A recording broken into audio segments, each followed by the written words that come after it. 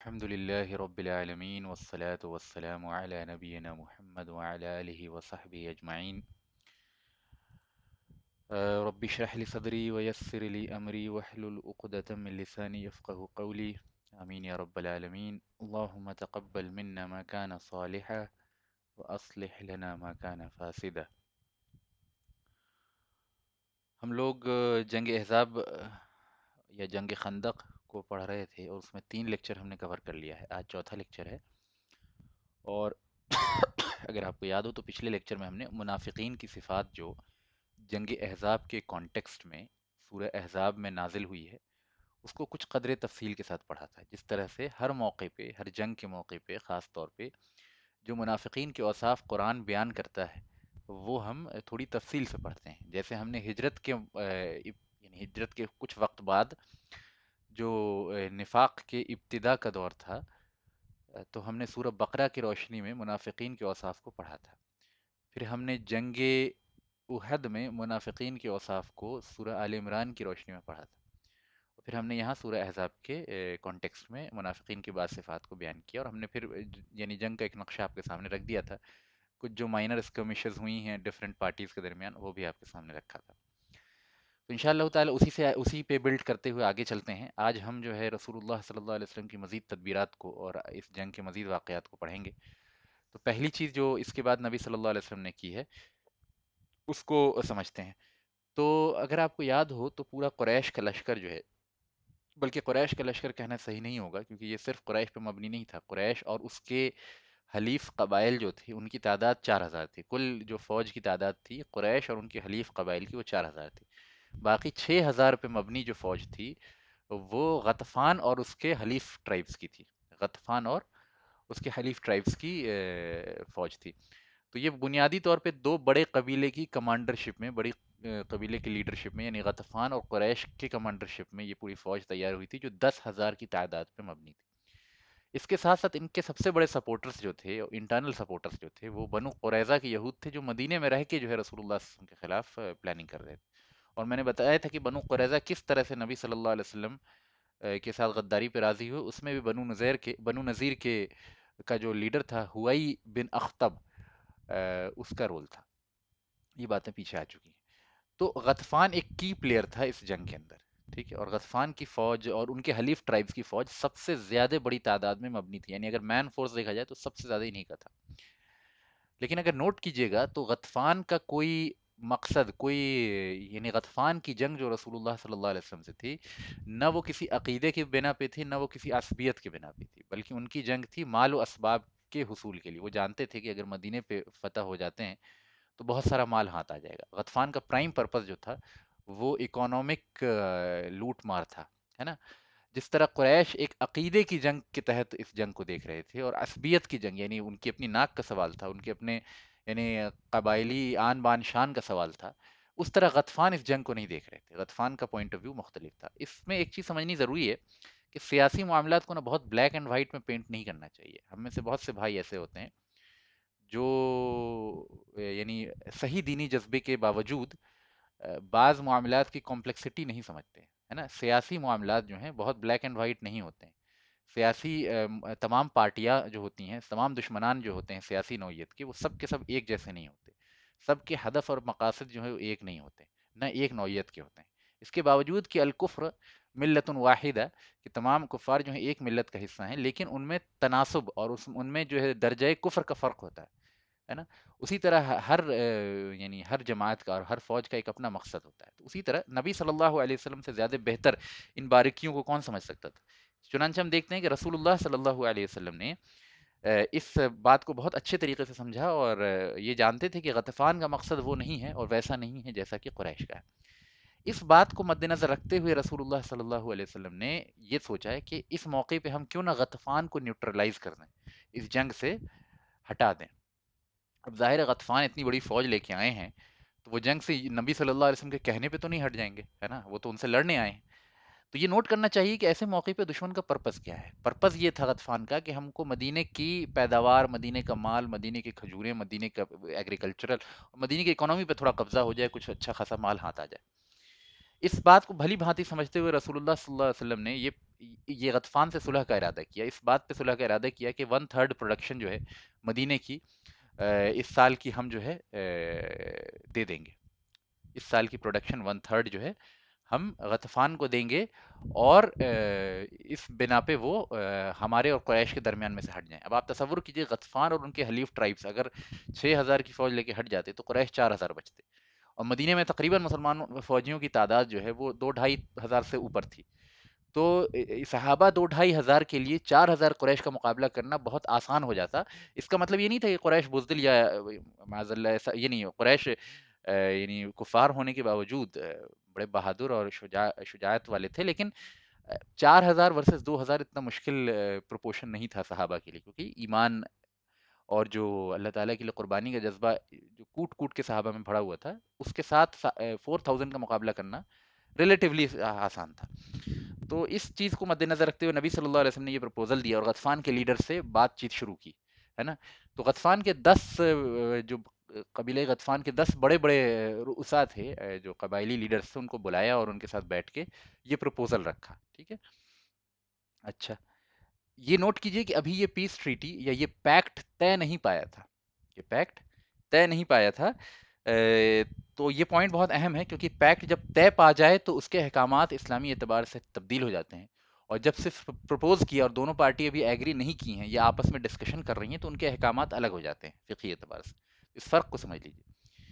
اب نوٹ کیجئے کہ نبی صلی اللہ علیہ وسلم جو ہیں، نبی صلی اللہ علیہ وسلم نے ایک دشمن میں سے، یعنی پوری دشمن میں سے ایک فوج کو مسلمانوں کی پیدا کردہ مال، مسلمانوں کا پیدا کیا ہوا پروڈکشن، مسلمانوں کی جو محنت اور مزدوری سے بنائے پوری جو مدینے کی فصل اگتی ہے، اس کا ون تھرڈ دینے کے لیے تیار ہو گئے غطفان کو، جبکہ غطفان وہ کافر و مشرک ہیں جو رسول اللہ صلی اللہ علیہ وسلم پہ چڑھ آئے ہیں، حملہ آور ہونے والے ہیں، اسلام سے ٹکرا گئے ہیں، چاہے وہ اپنی اکانومی کے مقاصد کے تحت ہی کیوں نہ ہو، لیکن اس کے باوجود نبی صلی اللہ علیہ وسلم اس بات پہ راضی ہو گئے۔ تو پتہ یہ چلا کہ سیاسی صلح جو ہوتی ہے وہ عقیدے کی صلح نہیں ہوتی ہے، یعنی یہ نہیں ہوتا کہ سیاسی نقطہ نظر سے اگر کسی سے صلح کر لی جائے یا سیاسی مفاد کے لیے کسی سے صلح کر لی جائے تو گویا کہ ہم نے اس کا عقیدہ قبول کر لیا ہے یا اس کے عقیدے پر راضی ہو گئے ہیں، ایسا نہیں ہے۔ ورنہ رسول اللہ صلی اللہ علیہ وسلم سے زیادہ منکر کا اور غلط چیز کا انکار کرنے والا کون ہو سکتا ہے؟ رسول اللہ صلی اللہ علیہ وسلم سے زیادہ امر بالمعروف نہیں انل منکر کے پرنسپل کو کون سمجھ سکتا ہے؟ رسول اللہ صلی اللہ علیہ وسلم سے زیادہ ولا اور برا کے پرنسپل کو کون سمجھ سکتا ہے؟ اس کے باوجود نبی صلی اللہ علیہ وسلم کی سیاسی صلح ایسے لوگوں کے ساتھ جو آپ صلی اللہ علیہ وسلم کے ساتھ اور مسلمانوں کے ساتھ جنگ کرنے کے لیے آئے ہیں، اس کاسٹ پہ کہ ہم مسلمانوں کی محنت سے پیدا کیا ہوا غلہ کا ون تھرڈ انہیں دے دیں گے، یہ ایک سیاسی پیشکش تھی، ہے نا؟ تو نوٹ کرنے والی بات یہ، ہمیں اپنے ماڈرن کانٹیکس میں بھی ان باتوں کو سمجھنے کی ضرورت ہے تھوڑا سا، کچھ لوگ ان باتوں کو نہیں سمجھ پاتے کہ سیاسی مجبوری کے تحت اور سیاسی تدبیر اور عقل مندی کے تحت اگر کسی سے صلح کر لی جائے تو اس کا مطلب یہ نہیں ہوتا ہے کہ ہم نے باطل کے آگے ہتھیار ڈال دیا، اس کا مطلب یہ بھی نہیں ہوتا ہے کہ ہم نے باطل سے مصالحت کر لی، اس کا مطلب یہ بھی نہیں ہوتا ہے کہ ہم امر بالمعروف نہیں انل منکر کے پرنسپل کو چھوڑ بیٹھے ہیں، اس کا مطلب یہ بھی نہیں ہوتا کہ ہم طاغوت کے غلام بن گئے، ہے نا؟ ورنہ یہ ساری چیزیں جو ہے نبی صلی اللہ علیہ وسلم اپنی سیاسی بصیرت کے تحت کرتے تھے، ہے نا؟ پوری سیرت اس بات سے بھری پڑی ہے، میں نے مختلف مقامات پہ نوٹ کرایا ہے آپ کو، ٹھیک ہے؟ تو یہ نوٹ کرنے والی بات ہے۔ اور یہاں ایک چیز اور نوٹ کرنی ہے کہ اگر مسلمانوں کو وقتی فائدہ ہو رہا ہو یا وقتی نقصان کو دفع کیا جا سکتا ہو کسی دشمنوں، یعنی دشمن کو دو حصے میں بانٹ کے اور بعض کے ساتھ صلح کر کے، تو یہ سب سیاسی تدبیریں ہیں، ان کا تعلق ایسا نہیں ہے کہ عقیدے کی مصالحت ہوگی اور عقیدے کی ہم آہنگی ہوگی اور آئیڈیولوجی کا اتفاق ہوگا تبھی ان کے ساتھ صلح کی جائے گی، ایسا نہیں ہوتا ہے نا؟ تو اس میں الٹیمیٹلی آبجیکٹو کیا ہوتا ہے؟ امام کے پیش نظر، خلیفۃ المسلمین کے پیش نظر کیا ہونا چاہیے کہ جس چیز میں مسلمانوں کا کی جان و مال و ایمان کا تحفظ زیادہ ہو رہا ہو اس تدبیر کو کیا جائے جب تک کہ اللہ تعالیٰ کے اور رسول اللہ صلی اللہ علیہ وسلم کے حکم کو نہ توڑا جا رہا ہو، ہے نا؟ اس کی اجازت ہے، اور وہ سیاسی دانش مندی پہ ڈیپینڈ کرتا ہے امام اور امیر کے، ٹھیک ہے؟ تو اس میں جو ہے اسی لیے میں کہتا ہوں کہ سیاست اور سیاسی امور میں جو اسلام کے احکامات ہیں وہ ہر بچے کے سمجھنے کی بات نہیں ہے، ایسا نہیں ہے کہ جو بچہ جو ہے عربی اور اردو عبارت صحیح طریقے سے نہیں پڑھ سکتا ہے وہ بھی جو ہے وہ اپنی رائے اس میں دے کہ فلاں بڑے عالم جو ہیں وہ تو طاغوت کے غلام ہو گئے ہیں اور فلاں جو سیاسی تدبیر ہے وہ انتہائی غلط ہے۔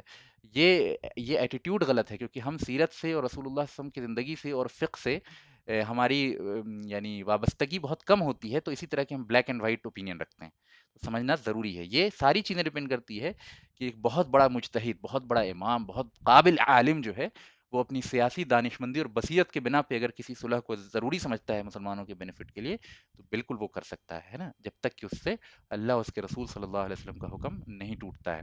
اگرچہ اس سے وقتی طور پہ جو ہے ایسا محسوس ہو کہ ہم باطل کے آگے جھک رہے ہیں، لیکن ایسا نہیں ہوتا ہے نا، اس میں اصل مقصد ہوتا ہے کہ مسلمانوں کی جان و مال و ایمان کا تحفظ ہو سکے۔ جی ٹھیک ہے، اب ہم پوائنٹس آف پروپوزل کیا تھے اس میں، یعنی ابھی یہ پیکٹ طے نہیں پایا ہے، لیکن پوائنٹس کیا کیا رکھے گئے تھے وہ آپ کے سامنے رکھتا ہوں۔ پوائنٹ یہ تھا کہ قبیلہ غطفان مسلمانوں سے صلح کرے گا اور کسی جنگ میں ان کے خلاف نہیں لڑے گا، یعنی آئندہ کسی جنگ میں بھی مسلمانوں کے خلاف نہیں لڑے گا، بالخصوص موجودہ صورتحال میں دشمن کا ساتھ نہیں دے گا، یعنی قریش کا ساتھ نہیں دے گا۔ یہ بھی one of the proposal points تھے، ٹھیک ہے، پروپوزڈ پوائنٹس تھے۔ غطفان جو ہے مدینے کا سے محاصرہ، یعنی جو سیج جو انہوں نے مدینے کا کر رکھا ہے، گھیراؤ جو کر رکھا ہے، اس سے فوراً اپنی فوج کو اٹھا لے گا اور فوراً لے کے واپس چلے جائیں گے۔ اس کے بعد اس کے بدلے مسلمان جو ہے مدینہ منورہ کے پھل کا تیسرا حصہ، یعنی whatever will be the production of Medina منورہ in terms of agriculture, one third of that will be given to Ghatafan. یہ پروپوزل نبی صلی اللہ علیہ وسلم نے بیان کیا۔ چنانچہ واقدی کا بیان ہے، مشہور مورخ ہیں، آپ جانتے ہیں کہ رسول اللہ صلی اللہ علیہ وسلم نے غطفان کی قیادت سے کہا کہ اگر میں تمہیں مدینے کا ون تھرڈ دے دوں تو کیا تم اپنی فوجیں اٹھا کے چلے جاؤ گے یہاں سے، ہے نا؟ تو ان کے سردار کہنے لگے کہ اگر آپ مدینے کا آدھا حصہ ہمیں، یعنی پروڈکشن کا ون بائی ٹو دے دیں تو پھر ہم چلے جائیں گے، یعنی ون تھرڈ پہ تو ہم راضی نہیں۔ بہرحال نبی صلی اللہ علیہ وسلم نے سخت موقف اپنایا، اس موقع پر کہا نہیں، ون تھرڈ سے زیادہ نہیں دیں گے، اگر آپ کو صلح کرنی ہے تو اس ون تھرڈ پہ صلح کرنی ہے۔ اور نبی صلی اللہ علیہ وسلم کا سخت انداز دیکھ کے جو ہے غطفانی قبیلے، چونکہ ظاہر ہے کہ ان کا موٹیو ہی یہ تھا کہ اکنامک پراسپیرٹی چاہیے تھی، اور ان کو جب ون تھرڈ مل رہا ہے تو ظاہر ون تھرڈ بھی بہت ہے مدینے کی پروڈکشن کا، اور وہ یہ بھی جانتے تھے کہ جنگ کریں گے تو بہرحال ہمارے پیسے کا، ہمارے لوگوں کا نقصان ہوگا، تو بہرحال انہوں نے دنیاوی اعتبار سے اگر دیکھا جائے تو ایک عقل مندی بڑے بات پہ راضی ہو رہے تھے، یعنی وہ کہہ رہے تھے ٹھیک ہے چلیے ہم ون تھرڈ پہ بھی راضی ہو جاتے ہیں، ٹھیک ہے۔ اب نبی صلی اللہ علیہ وسلم نے ارادہ کیا کہ مسلمانوں سے بھی اس کا مشورہ کر لیں، کیونکہ یہ ابھی کوئی بات طے نہیں ہوئی تھی، یہ تو پروپوزل رکھا گیا تھا، ٹھیک ہے۔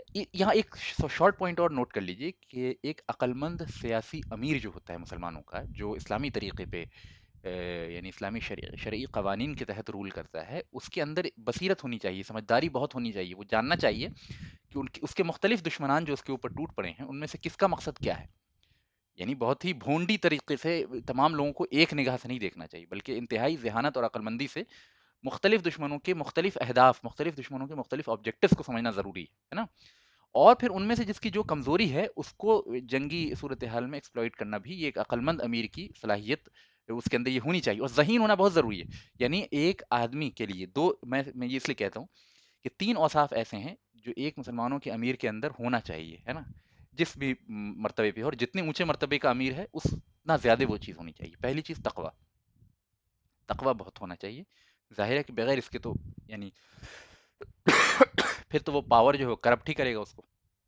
دوسرا بے انتہا علم ہونا چاہیے، یعنی مجتہد کے مقام پہ کم سے کم وہ فائز ہو، بہت بہترین فقیہ ضرور ہونا چاہیے وہ، یعنی ایسا نہیں ہے کہ بالکل جو ہے وہ یعنی عام سا کوئی انسان ہو، بلکہ اس کے اندر فقیہانہ بصارت اور بصیرت ہونی چاہیے، ٹھیک ہے، اور اگر مجتہد ہو تو بہت اچھی بات ہے۔ تیسری جو اس کے اندر یہ ہونی چاہیے، وہ انتہائی انٹیلیجنٹ ہونا چاہیے، انتہائی intelligent, not normal level of intelligence کے جو کیلکولیشن فاسٹ کر لیتا ہے یا میتھس کے پرابلم سالو کر لیتا ہے، that is not needed for سیاسہ۔ اس کے اندر ایک سیاسی انٹیلیجنس بہت زیادہ ہونا چاہیے، لوگوں کی پہچان و پرکھ بہت زیادہ ہونی چاہیے، اور اس معاملے میں وہ ایوریج سے بہت زیادہ انٹیلیجنٹ ہونا چاہیے، اگر وہ نہیں ہوگا تو اس کے بقدر اس کی زندگی میں فیلئر ہوگا۔ چنانچہ کسی بھی معاملے کے اندر اس لیول کا انٹیلیجنس نہیں چاہیے ہوتا ہے، یعنی کمپریہنڈنگ انٹیلیجنس جو ایک سیاسی لیڈر کے اندر چاہیے ہوتا ہے، اس کو سب سے زیادہ ضرورت پڑتی ہے اس چیز کی۔ اچھا، رسول اللہ صلی اللہ علیہ وسلم کے اس طرز عمل سے ہمیں یہ بھی سیکھ ملتی ہے کہ اگر دشمن یک بارگی ٹوٹ پڑے اہل ایمان کے اوپر، تو عقل مند امیر کے لیے یہ طریقہ اختیار کرنا چاہیے کہ وہ ایک ایک کر کے پرابلم کو ٹیکل کرے، ہے نا، ہمت سے کام لے اور ایک ایک کر کے پرابلم کو ٹیکل کرے. ضروری نہیں ہے کہ جمبلڈ تھاٹس کے ساتھ جو ہے وہ ایک ساتھ سب سے وہ کرے، بلکہ اس کو چاہیے کہ اگر کسی پہلو سے کسی کو نیوٹرلائز کر سکتا ہے، کسی دشمن کے فورس کو کم کر سکتا ہے، کسی ڈپلومیسی کے تھرو کوئی یعنی تدبیر کے تھرو جو ہے وہ جنگ کو آسان بنا سکتا ہے، تو اس کو کرنا چاہیے، بلکہ اس کے اوپر فرض ہے. بعض علماء نے لکھا ہے کہ اگر کوئی امیر مسلمانوں کے لیے کوئی آسانی پیدا کر سکتا ہے جنگی صورتحال میں ڈپلومیسی کے تھرو، سیاسی تدبیر کے تھرو، تو اس پہ فرض ہے یہ کرنا. یہ نہیں ہے کہ بس یہ ایک اچھی بات ہے، یہ اس کے اوپر فرض ہے یہ کرنا. اگر وہ نہیں کرے گا اور اس کے نتیجے میں مسلمانوں کو نقصان ہوگا تو وہ گنہگار ہوگا اللہ کے یہاں. ٹھیک ہے. صلح نامے پہ ابھی دستخط نہیں ہوئی تھی، ہے نا، کوئی سائن نہیں ہوا، کوئی ایگریمنٹ فائنل نہیں ہوا، لیکن نبی صلی اللہ علیہ وسلم نے اس پروپوزل کے بعد جو ہے کہا کہ صحابہ سے مشورہ کر لیتے ہیں. تو یہاں نوٹ کیجئے کہ رسول اللہ صلی اللہ علیہ وسلم بھی صحابہ سے مشورہ کرتے تھے. اس میں مشورے کی اہمیت ہے، خاص طور پر ان معاملات میں جن میں کے شریعت کے اصول تو ہیں، شریعت کا کوئی فکس حکم نہیں ہے. مثال کے طور پر کہ غطفان قبیلے اور تمام عرب کے قبائل جڑ کے اگر مسلمانوں پہ حملہ آور ہو جائیں عرب کے، تو کیا حکم ہے شریعت کا؟ ظاہر ہے اس میں کوئی حکم نہیں. ہاں، شریعت کے عام حکم ہے کہ جنگ میں کس طرح لڑنا ہے اور کس طرح ثابت قدمی سے مقابلہ کرنا ہے اور کس طرح اہل کفر کا مقابلہ کرنا ہے اور کس طرح جو ہے وہ مسلمانوں کے بینیفٹ کا دھیان رکھنا ہے اور کس طرح جو شجاعت و بہادری سے لڑنا ہے اور کس طرح شہادت کی تمنا کرنا وغیرہ وغیرہ.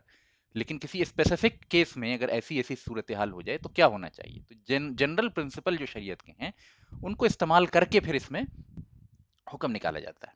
تو اس میں ظاہر ہے کہ مشورے کی ضرورت ہے، اور مشورہ ان لوگوں سے لیا جاتا ہے جو جس چیز کے اہل ہوتے ہیں.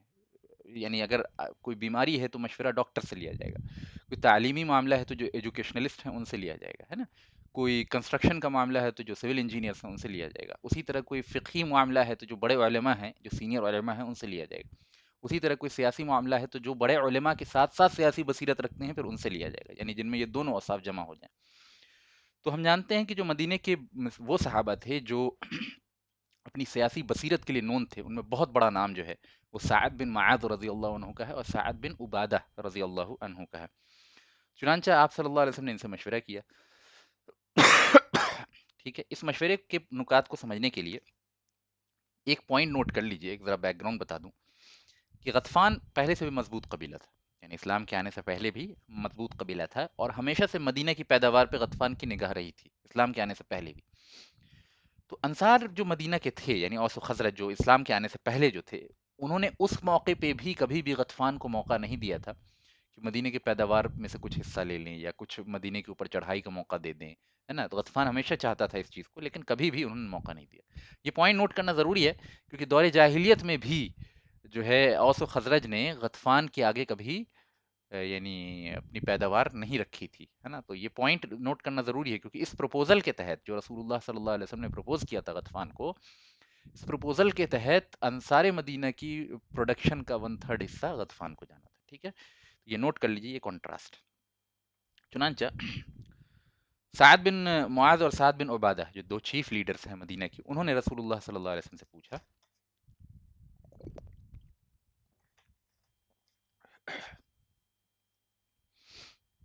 انہوں نے رسول اللہ صلی اللہ علیہ وسلم سے پوچھا کہ اے اللہ کے رسول، کیا یہ آپ کی ذاتی رائے ہے، مطلب ایک جنگی تدبیر کے تحت آپ نے یہ پروپوزل رکھا ہے غطفان کے سامنے، یا رسول ہونے کی حیثیت سے آپ کی ذاتی رائے ہے؟ ٹھیک ہے، دونوں باتوں میں فرق ہے. ایک جنگی تدبیر کے تحت آپ نے ایک رائے رکھی، ہے نا، جو مسلمانوں کے بینیفٹ کے لیے ہوگی، آپ نے اپنی عقل سے اس رائے تک پہنچے. دوسرا یہ کہ رسول ہونے کی حیثیت سے ذاتی رائے، یعنی رسول ہیں آپ پہ کوئی وحی اللہ تعالیٰ کی نازل نہیں ہوئی، لیکن آپ نے نور بصیرت سے، اور رسول ہیں ظاہر ہے کہ جو دل وحی کو قبول کرنے کے لائق ہوتا ہے، اس دل میں اتنا نور بھی ہوتا ہے کہ وحی کے ایبسنس میں بھی وہ صحیح فیصلہ کر لے، ہے نا. یہ بات سمجھ پا رہے ہیں دونوں باتوں میں فرق؟ تو ذاتی رائے ایک یعنی سیاسی قائد کی حیثیت سے، ذاتی رائے ایز اے رسول کی حیثیت سے. اور تیسرا پوچھا کہ یا پھر یہ اللہ کے تعالیٰ کی طرف سے واضح حکم ہے نا.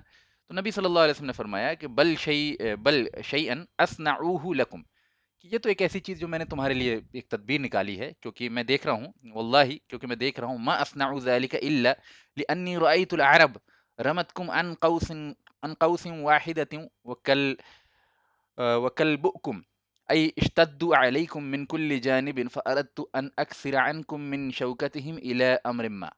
نبی صلی اللہ علیہ وسلم نے فرمایا کہ یہ تو میں نے اس لیے کیا ہے کہ میں دیکھ رہا ہوں کہ عرب جو ہیں، تمام عرب جمع ہو کے اور سمجھو کہ ایک تیر کے مانند تم پہ ٹوٹ پڑے ہیں، اور یہ معاملہ تم پہ مشکل ہوتا جا رہا ہے نا، یہ تمام عرب کی جو سیج تمہارے اوپر ہے یہ تم پہ مشکل ہوتا جا رہا ہے. تو میں نے ارادہ کیا کہ میں ان کی شوکت کو ڈپلومیسی کے تھرو توڑ دوں، ہے نا. تو میں نے ایک طریقہ اختیار کیا ہے جس کے تھرو جو ہے ان کی شوکت کو کچھ توڑ دوں، ان کی قوت کو کچھ توڑ دوں. حضرت سعد بن معاذ نے عرض کیا، یہ ان کا اسٹیٹمنٹ سن لیجیے آپ. چونکہ اب انہوں نے سمجھ لیا تھا کہ نبی صلی اللہ علیہ وسلم ہماری وجہ سے ایسا کر رہے ہیں، اور ہمیں ہمارے بارے میں یہ سمجھ رہے ہیں کہ ہم پہ یہ چیزیں مشکل ہو گئی ہیں. تو یہ ورنہ رسول اللہ صلی اللہ علیہ وسلم تو جیسا کہ حضرت علی رضی اللہ عنہ فرماتے ہیں، اور حضرت انس بن مالک رضی اللہ عنہ فرماتے ہیں کہ کان رسول اللہ صلی اللہ علیہ وسلم اشجع الناس، کہ رسول اللہ صلی اللہ علیہ وسلم تمام لوگوں میں سب سے زیادہ شجاع تھے، سب سے زیادہ بہادر تھے. اور علی رضی اللہ عنہ کا اسٹیٹمنٹ ہے کہ جنگ اپنی جب شدت کو پہنچ جاتا اور جب سینے منہ کو آ جاتے تھے تو ہم رسول اللہ صلی اللہ علیہ وسلم کے پیچھے جو ہے پناہ پکڑتے تھے. یعنی جب عام حالات ہوتی تھی تو صحابہ جو ہیں وہ ڈیفینڈ کرتے تھے، اور بہت یعنی ظاہر ہے صحابہ ہر صورت میں ڈیفینڈ کرتے تھے، لیکن جب بہت شدت پکڑ لیتی تھی جنگ اور ایسا محسوس ہوتا تھا کہ لوگوں کے سینے جو منہ کو آ رہے ہیں، تو اس موقع پہ رسول اللہ صلی اللہ علیہ وسلم سب سے زیادہ شجاعت کا مظاہرہ کرتے تھے. ٹھیک ہے. تو سعد بن معاذ اور تمام صحابہ اس بات کو جانتے تھے. ٹھیک ہے. تو حضرت سعد بن معاذ نے عرض کیا کہ اے اللہ کے رسول، ہم سب بت پرستی پر قائم تھے، اللہ تعالیٰ کی عبادت نہیں کرتے تھے، نہ اللہ تعالیٰ کو پہچانتے تھے. ٹھیک ہے. ضیافت اور خریداری کی تو اور بات اور ہے، اس کے علاوہ یہ لوگ مدینے کی کسی کھجور پہ للچائی ہوئی نظر سے نگاہ نہیں ڈال سکتے. یعنی غطفان کے بارے میں کہہ رہے ہیں. اب اللہ تعالیٰ نے ہم اسلام کی دولت سے سرفراز کیا ہے، ہم تو دور جاہلیت میں بھی ان کو ایک کھجور کی گٹلی نہ دیتے.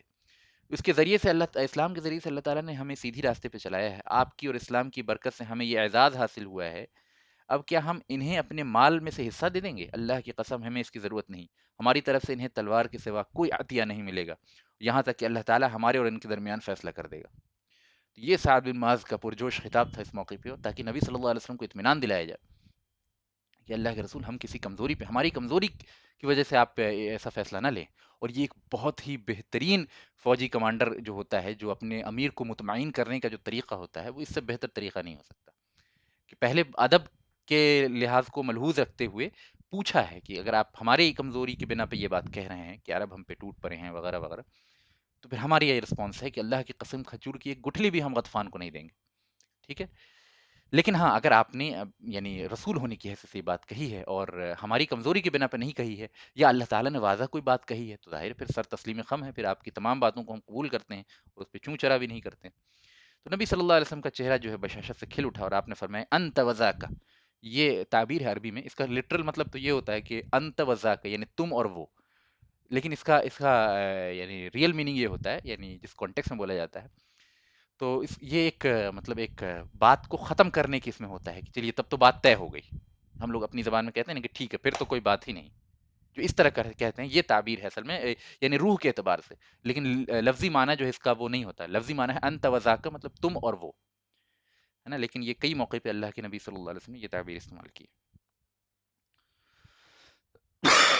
چنانچہ غطفان والے جو تحریر لکھ رہے تھے اس چیز کو، اس صلح نامے پہ، تو پھر سعد بن معاذ نے اس تحریر کو لے لیا اور اس کو مٹا دیا.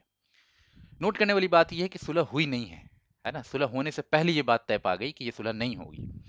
دونوں باتیں نوٹ کرنا ضروری ہے یہاں پہ، کہ ایک طرف صحابہ کرام رضوان اللہ علیہم اجمعین کا رسول اللہ صلی اللہ علیہ وسلم اور اسلام کے خاطر جان دینے کا عزم اور اسلام کے خاطر قربانی کا عزم اتنا پختہ تھا کہ اس موقع پہ نبی صلی اللہ علیہ وسلم شفقت اور رحمت کے نتیجے میں جو ایک ایسی صلح پہ آمادہ ہو گئے تھے، تو صحابہ نے نبی صلی اللہ علیہ وسلم کے اس مشورے کے جواب میں یہ بات کہی کہ اللہ کے نبی، اگر آپ ہمیں ہماری کمزوری کی بنا پہ یہ کہہ رہے ہیں، تو پھر اللہ کی قسم جو ہے ہمیں یعنی غطفان کو ہماری تلوار کے علاوہ کوئی اور چیز نہیں ملے گی.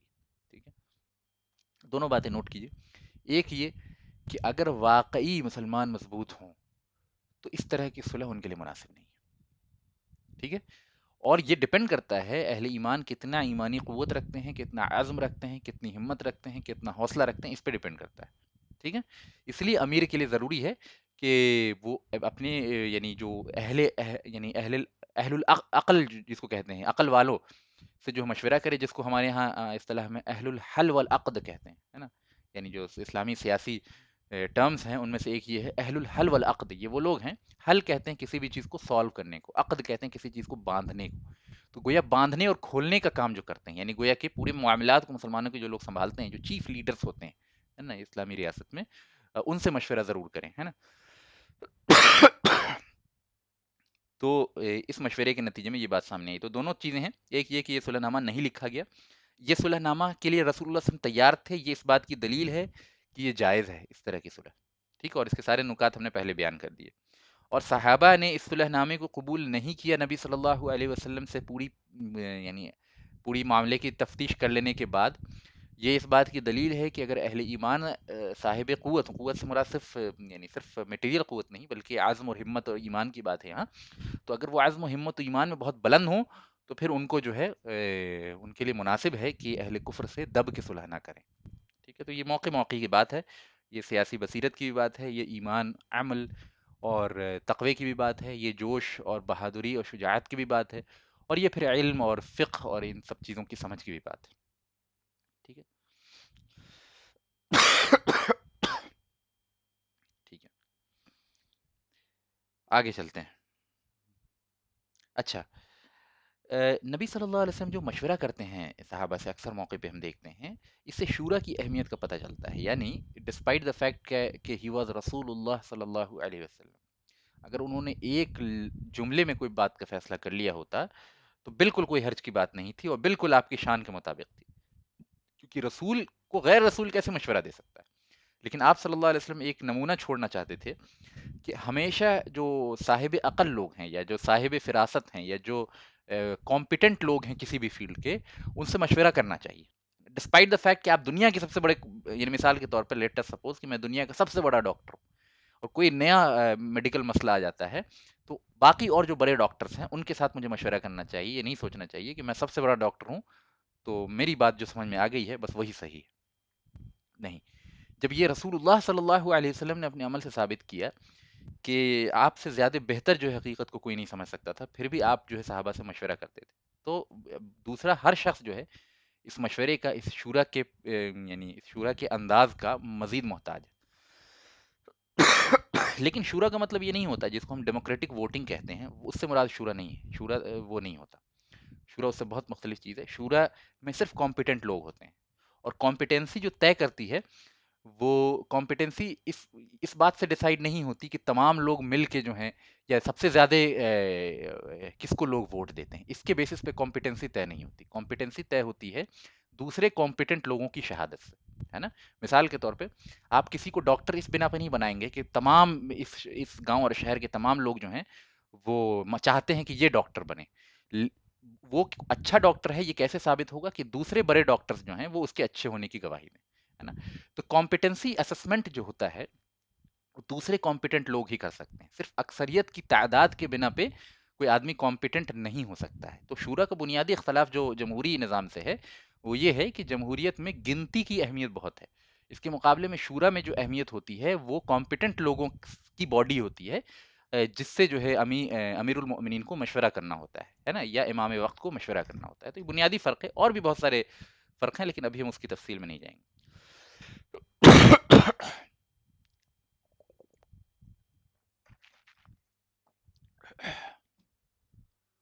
آگے چلتے ہیں، ایک منٹ، چلیے اب ہم اگلے پوائنٹ کی طرف آتے ہیں جو آپ کے اسکرین پہ ہے، نعیم بن مسعود، نعیم بن مسعود، یہ بہت پیارا نام ہے، اس کو یاد رکھ لیجیے آپ لوگ، اور یہ بہت بڑے صحابی نہیں ہیں، پہلے نوٹ کیجیے، ٹھیک ہے، لیکن ان کا اتنا کروشل رول ہے کہ میں چاہتا ہوں کہ ہر کوئی آپ میں سے ان کا نام یاد رکھے، نعیم بن مسعود رضی اللہ عنہ، نعیم بن مسعود رضی اللہ عنہ، یہ غطفان قبیلے کے ہی تھے، غطفان آپ جان رہے ہیں، غطفان کا بھی نام میں نے بیان کیا اوپر، ٹھیک ہے، یہ غطفان کے ہی تھے، دشمن قبیلے کے تھے، لیکن انہوں نے اسلام قبول کر لیا عین جنگ کے موقع پہ، لیکن انہوں نے اپنے اسلام کو کے بارے میں کسی کو نہیں بتایا، ٹھیک ہے، خاموش رکھا، اپنا اسلام چھپا کے رکھا، اور رسول اللہ صلی اللہ علیہ وسلم کے پاس تشریف لائے، کہا اللہ کے نبی صلی اللہ علیہ وسلم میرے اسلام کے بارے میں کسی کو کوئی خبر نہیں ہے نا، تو میں اسلام قبول کر چکا ہوں اور میں آپ کی خدمت کرنا چاہتا ہوں، تو آپ مجھے کوئی حکم دیں ایسا کہ جس کے ذریعے میں آپ کی خدمت کر سکوں، ٹھیک ہے، چونکہ میرے اسلام کے بارے میں کوئی نہیں جانتا، تو میں جو بھی بات اپنی قوم میں جا کے کروں گا یا بنو قریظہ میں کروں گا، قریش میں کروں گا، تو کوئی مجھ پہ شک نہیں کرے گا، کوئی سب کوئی مجھے اپنا جو ہے مصلح سمجھے گا، ویل وشر سمجھے گا. تو اللہ کے نبی صلی اللہ علیہ وسلم نے ان سے بیان کیا کہ انما انت فینا رجل واحد، تم تو ہمارے درمیان صرف ایک شخص ہو، ہے نا، اتنی بڑی فوج ہے، تم ایک شخص ہو. تو فخذل عنا ان استطعت فان الحرب خدعۃ، فان الحرب خدعۃ. تو نبی صلی اللہ علیہ وسلم نے فرمایا کہ تم تو ہمارے درمیان ایک انسان ہو، اگر کر سکو تو ہماری طرف سے مشرکین میں تفرقہ ڈال دو، یعنی ان کی فوجوں کو آپس میں بانٹ دو، ہے نا، اگر ممکن ہو تو ان کی جو ایک متفق علیہ جو فوج ہے ان کو آپس میں تتر بتر کر دو، ہے نا، کیونکہ جنگ تو اصل میں چال بازی کا نام ہے نا. فَإِنَّ الْحَرْبَ خُدْعَةٌ، بہت مشہور حدیث ہے، فَإِنَّ الْحَرْبَ خُدْعَةٌ، جنگ تو اصل میں چال بازی کا نام ہے. ٹھیک ہے. اس سے ایک چیز اور سمجھ میں آتی ہے کہ نبی صلی اللہ علیہ وسلم عقلی چال بازی اور عقلی تدبیرات کی بڑی اہمیت دیتے تھے. صرف جو ہے وہ صرف یعنی شجاعت بہت اہم ہے، بہت اہم ہے، بہت اہم ہے، اس کے بغیر جنگ ہو ہی نہیں سکتی، لیکن اس کے ساتھ ساتھ عقلی بصیرت اور عقل مندی اور جنگی پلاننگ وغیرہ جو یہ ساری چیزیں ہوتی ہیں ان کی بھی بڑی اہمیت ہوتی ہے. بلکہ یہ اصل میں سب سے کروشل رول جو ہوتا ہے جنگ کے فیصلے کا وہ ان تدبیرات کا ہوتا ہے. ٹھیک ہے. تو نعیم بن مسعود غطفانی، غطفان قبیلے کے تھے اس لیے میں نے غطفانی لکھا ہے، اصل میں ان کا نام آپ کتابوں میں دیکھیں گے تو نعیم بن مسعود ہی نام سے ہے، نعیم بن مسعود رضی اللہ عنہ. تو انہوں نے بڑی اچھی چال چلی. میں چاہتا ہوں یہ سٹوری آپ دھیان سے سنیں. انہوں نے چال بہت اچھی چلی اور ان کے چال کے نتیجے میں ایک بہت کروشل رول انہوں نے پلے کیا اس جنگ میں، اس جنگ کو سمجھیے کہ ایک انجام تک پہنچانے میں. تو اسی لیے جنگ احزاب میں نعیم بن مسعود جو ہیں، ڈسپائٹ دا فیکٹ کہ انہوں نے جس اسلام قبول کیا اور ڈسپائٹ دا فیکٹ دیٹ کہ ان سے بہت بلند بلند مرتبے کے صحابہ موجود تھے، اس کے باوجود ان کا بہت کروشل رول ہے اس جنگ میں. ٹھیک ہے. تو نوٹ کیجئے اسٹوری کو، دھیان سے سنیے گا، چھوٹی سی اسٹوری ہے، انشاءاللہ اس کے بعد ہم بات کو ختم کر دیں گے. نعیم بن مسعود نے کہا کہ ٹھیک ہے اگر مجھے پلاننگ کرنی ہے تو کچھ یوں کرتے ہیں. سب سے پہلے گیا یہ بنو قریظہ کے پاس. سب سے پہلے کہاں گئے؟ بنو قریظہ. پارٹیز یاد رکھیے گا، اندر سے بنو قریظہ غداری کر رہے ہیں، باہر سے غطفان اور ان کے سب ٹرائبس ہیں، یعنی ان کے حلیف ٹرائبس ہیں، اور قریش اور ان کے حلیف ٹرائبس ہیں. یہ تین کم سے کم نام یاد رکھیے، بنو قریظہ، قریش اور غطفان. بنو قریظہ، قریش اور غطفان. قریش آپ سب جانتے ہیں، غطفان قبیلے کے بارے میں نے پہلے کئی دفعہ بیان کیا ہے، آج بھی بیان کیا، اوپر بھی بیان کیا. تیسرا بنو قریظہ جو یہودیوں کا قبیلہ، واحد قبیلہ بچا تھا مدینے میں. تو سب سے پہلے یہ بنو قریظہ کے پاس گئے. ان کی چال بازی دیکھیے. بنو قریظہ کے پاس گئے اور کہا کہ تمہیں معلوم ہے، اب یہ کہہ رہے ہیں بنو قریظہ سے کہ قریش نے جنگ چھوڑ کے بھاگ جانے کا ارادہ کر لیا، اور اگر قریش بھاگ گئے تو پتہ ہے کیا ہوگا؟ تمہارا وہی انجام ہوگا جو تم سے پہلے کے یہودی قبیلے بنو نذیر کا اور ان سے پہلے کے یہودی قبیلے بنو قینقاع کا ہوگا. کیونکہ تم نے جتنے جوش و خروش سے ساتھ دیا ہے نا، محمد تم کو چھوڑیں گے نہیں صلی اللہ علیہ وسلم، اور تمہیں قتل کریں گے. کیوں؟ کیونکہ تم نے ان یعنی اتنی بار انہوں نے پیس ٹریٹی کو طے کیا، پھر بھی تم نے انہیں توڑا ہے. اچھا یہ ایز اے غطفانی آ رہے ہیں یہاں، نوٹ کیجئے گا. تو بنو قریظہ کو یہ معلوم تھوڑی ہے کہ انہوں نے اسلام قبول کر لیا ہے، یہ رسول اللہ صلی اللہ علیہ وسلم کی طرف سے آ رہا ہے. تو وہ تو ایز اے غطفانی آ رہے ہیں، تو یہ خبر پہنچا رہے ہیں. اور چونکہ ان کی اچھی پہچان تھی بنو قریظہ سے، بنو قریظہ ان کو بڑی عزت سے کی نگاہ سے دیکھتے تھے. تو کہا کہ یہ جو قریش ہیں یہ عنقریب جو ہے جنگ چھوڑ کے بھاگ جائیں گے، اور یہ جیسے ہی جنگ چھوڑ کے بھاگ گئے تو محمد کا رخ تمہاری طرف ہو جائے گا صلی اللہ علیہ وسلم، اور پھر تمہارا وہی حال کریں گے جو بنو نذیر کا کیا اور بنو قینقاع کی کیا، اور ممکن ہے کہ ان سے زیادہ سخت حال کریں گے، کیونکہ تم کو 3 بار موقع دیا گیا ہے لیکن تیسری بار بھی تم نے غداری کی ہے نا. تو میں تم کو ایک چال سجھاتا ہوں. ٹھیک ہے. یہ باتیں بتائی، اب یہ پوری شارٹ کر رہا ہوں میں، ظاہر ہے کہ باتیں بڑی لمبی ہوئی ہوں گی. تو بنو قریظہ نے کہا کہ ٹھیک ہے بات تو صحیح کہہ رہے ہو تم، لیکن ہم یعنی اگر قریش بھاگ جائیں گے تو سب سے زیادہ پرابلم تو ہم ہی کو ہوگی، کیونکہ ہم تو محمد کے ساتھ مدینے میں ہیں صلی اللہ علیہ وسلم. تو آپ کوئی رائے دیجیے، اس میں آپ صاحب عقل ہیں، صاحب بصیرت ہیں. تو نعیم بن مسعود نے کہا کہ تم ایسا کرو، یہ ایشور کرنے کے لیے کہ قریش چھوڑ کے نہ بھاگیں، تم قریش سے ان کے 10 سردار کو مانگو کہ آپ اپنے 10 سردار ہمارے پاس جو ہے رہن کے طور پہ، گروی کے طور پر رکھیں، تاکہ ہم کو یقین ہو جائے کہ آپ جنگ میں رہیں گے، ہے نا، تاکہ ہم کو یقین ہو جائے کہ آپ جنگ میں رہیں گے. اور اگر وہ اپنے 10 سردار تمہارے حوالے کر دیں گے تو ظاہر جنگ چھوڑ کے نہیں بھاگیں گے، پھر تو ان کو مقابلہ کرنا ہی پڑے گا. تو مانگو ان سے، ہے نا، 10 سردار کا پروپوزل رکھو ان سے کہ آپ اپنے 10 جو ہے سرداران کو، 10 چیف لوگوں کو، امپورٹنٹ لوگوں کو ہمارے حوالے کیجیے جو ہمارے یعنی قلعے میں رہیں گے، تاکہ ہمیں ایک ایشورنس ٹائپ سے ہو جائے. ٹھیک ہے. اور پھر ان سے کہا نعیم بن مسعود نے کہ اگر وہ قریش تم سے منع کر دیں اس بات سے تو سمجھ جانا کہ قریش کا بھاگنے کا ارادہ ہے۔ بنو قریظہ نے کہا ہاں یہ تو اچھی چال ہے، یہ بڑی اچھی چال ہے۔ ٹھیک ہے، نعیم بن مسعود یہاں سے نکلے اور خاموشی سے قریش کے قافلے میں پہنچے۔ ٹھیک ہے، ابھی سب یہ غطفانی سمجھ رہا ہے سب ان کو، تو ظاہر ہے کہ یہ سب ان کو اپنا ویلو اپنا پارٹی کا ہی آدمی سمجھ رہا ہے۔ قریش کے پاس گئے اور کہا کہ بنو قریظہ جو ہے نا وہ اپنی حرکت پہ بہت نادم ہوئے ہیں، بہت پچھتا رہے ہیں کہ انہوں نے محمد کو دغا دی ہے صلی اللہ علیہ وسلم، اور وہ اپنے انجام سے ڈر گئے ہیں جو بنو نذیر و بنو قینقاع کے ساتھ ہو چکا ہے پہلے۔ تو بنو قریظہ نے کیا کہا ہے کہ محمد سے صلح کر لی ہے، یہ باتیں قریش کو کہہ رہے ہیں یہ، بنو قریظہ نے محمد سے صلح کر لی ہے صلی اللہ علیہ وسلم، اور اس صلح کے نتیجے میں محمد نے بنو قریظہ سے 10 سردار مانگے ہیں قریش کے، کہ اگر تم 10 سردار مجھے دو گے قریش کے اور میں قتل کر دوں گا 10 سرداران قریش کو تو میں بنو قریظہ کو معاف کر دوں گا۔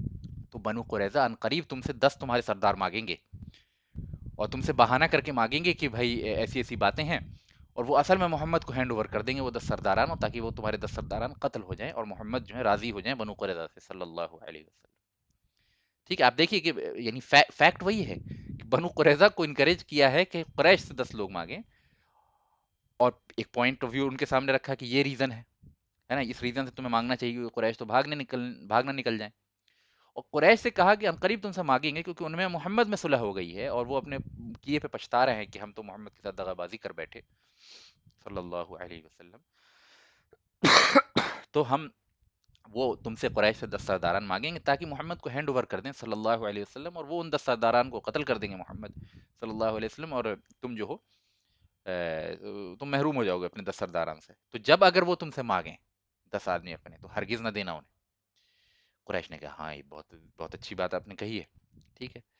اب جب بنو قریظہ ان کی یعنی نعیم بن مسعود کی ہی سجیشن کے مطابق بنو قریظہ نے اپنا وفد بھیجا قریش کے پاس اور کہا کہ ایسی ایسی بات ہے جو نعیم بن مسعود نے پٹی پڑھائی تھی کہ جو ہے وہ ہمیں یہ ڈر ہے کہ آپ جنگ چھوڑ کے نہ بھاگ جائیں تو اپنے 10 سرداران کو ہمارے حوالے کر دیجئے۔ یہ بات جب قریش نے سنی تو سب نے کہا یک زبان ہو کے کہا واقعی، اپنے دل میں کہا وہاں پہ شو نہیں کیا، واقعی نعیم بن مسعود نے بالکل سچ کہا تھا، یہ جو بنو قریظہ ہیں یہ یہی پرپس کے لیے ہم سے مانگ رہے ہیں۔ تو قریش نے منع کر دیا، اپنے تئیں انہوں نے صحیح چال چلی۔ بنو قریظہ نے کہا کہ دیکھو نعیم بن مسعود نے کتنی صحیح بات کہی تھی، واقعی ان کے بھاگنے کا ارادہ ہے تبھی تو یہ 10 سرداران اپنے نہیں دے رہے۔ تو بنو قریظہ اسی وقت جو ہے اپنا تعلق منقطع کرتے ہیں قریش سے، کہتے ہیں نہیں ہم تمہارے ساتھ اب ہم اندر سے سپورٹ نہیں کریں گے اور ہم واپس مدینے جا رہے ہیں، واقعی تم لوگ بھاگنے والے ہو، خود بھی مرو گے ہمیں بھی مرواؤ گے، تم خود تو بچ جاؤ گے ہمیں مرواؤ گے، ٹھیک ہے۔ یہ کہہ کے وہ چلے آئے، تو گویا بنو قریظہ کی طرف سے جو سپلائی اور کمک آ رہی تھی اور فوڈ اور یہ ساری چیزیں جو مدینہ کے آ رہی تھی قریش کے پاس، وہ سلسلہ منقطع ہو گیا اس چیز سے، اور جیسے ہی سیج کی ہوئی آرمی پہ فوڈ کی سپلائی بند ہو جائے، ٹھیک ہے، تو اب آپ سمجھ لیجئے کہ وہ اس کے بوریا بستر سمیٹنے کا وقت آ گیا ہے۔ تو یہ نعیم بن مسعود کا کروشل رول تھا، اور اس سے بھی سمجھ میں آتا ہے کہ جنگی تدبیر کی اہمیت کتنی ہوتی ہے، اور جنگ میں کس طرح چال بازی کے تھرو جو ہے، عقل مندی کے تھرو جو ہے، اور انٹیلیجنس کے تھرو جو ہے وہ دشمن کو کمزور کیا جا سکتا ہے۔ تو یہیں پہ انشاءاللہ تعالی میں اپنی بات کو ختم کرتا ہوں، کچھ اور بھی نکتے ہیں وہ اگلے لیکچر میں بیان کریں گے، اور یہ سلسلہ جو ہے وہ جنگ احزاب کا چلے گا، میرے خیال میں اگلے لیکچر میں جنگ احزاب کم سے کم مکمل ہو جانا چاہیے، اس کے بعد یعنی نیکسٹ لیکچر کے بعد ہم جو جنگ احزاب کے یعنی موقع پہ جو قرآنی آیات اتری ہیں اور جو تبصرہ ہوا ہے اس جنگ کا، وہ انشاءاللہ تعالی ہم قرآنی آیات کی روشنی میں نیکسٹ ٹو نیکسٹ لیکچر میں پڑھیں گے، نیکسٹ لیکچر میں تو ہم اس کو پورے کو ختم کرنے کی کوشش کریں گے۔ تو یہیں پہ انشاءاللہ تعالی آج کا سیشن کلوز کرتے ہیں، اللہ تعالیٰ سے دعا ہے کہ جو بھی ہم نے پڑھا اللہ تعالیٰ اس کو قبول فرما لیں، اور جو اس میں خطا ہو گئی اللہ تعالیٰ اس کو معاف کرے، آمین یا رب العالمین، والحمد للہ رب العالمین۔ انشاءاللہ اگر کسی بھائی کا آج کے موضوع سے ریلیٹڈ کوئی سوال ہوگا تو ایک ایک کر کے میں لے لوں گا۔